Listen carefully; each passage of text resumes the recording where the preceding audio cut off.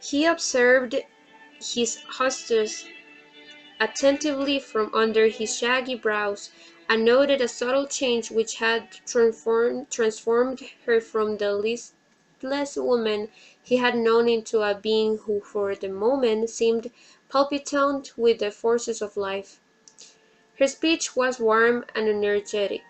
There was no repression in her glance or gesture. She reminded him of some beautiful, sleek animal waking up in the sun. The dinner was excellent. The claret was warm and the champagne was cold, and under their beneficent influence the threatened unpleasantness melted and vanished with the fumes of the wine. Mr. Pontellier warmed up and grew reminiscent.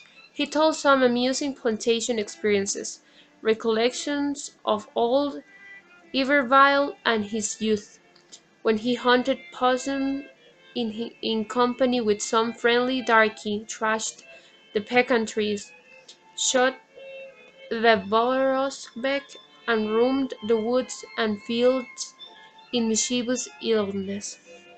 The colonel, with little sense of humor and of the fitness of things, related a sombre episode of those dark and bitter days in which he had acted a conspicuous part and always formed a central figure.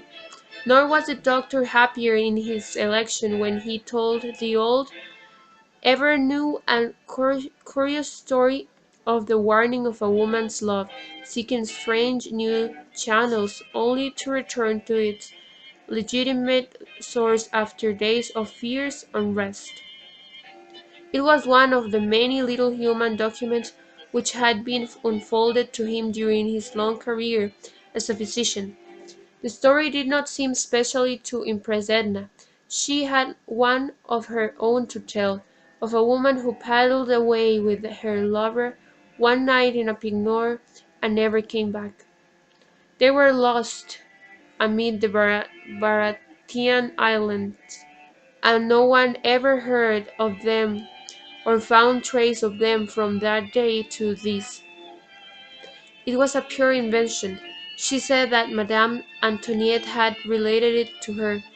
That, also, was an invention. Perhaps it was a dream she had had.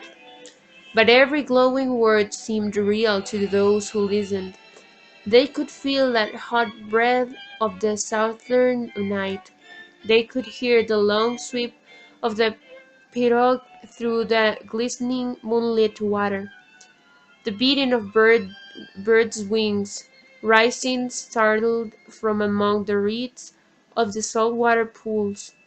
They could see the faces of the lovers, pale, close together, wrapped in oblivious forgetfulness, drifting into the unknown.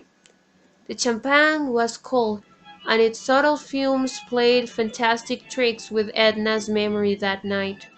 Outside, away from the glow of the fire and the soft lamplight, the night was chill and murky. The doctor doubled his old-fashioned clock across his breast as he strode home through the darkness.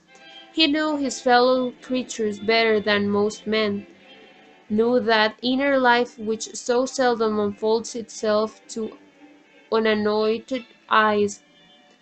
He was sorry he had accepted Pontellier's invitation. He was growing old and beginning to need rest and an imperturbed spirit. He did not want the secrets of other lives thrust upon him.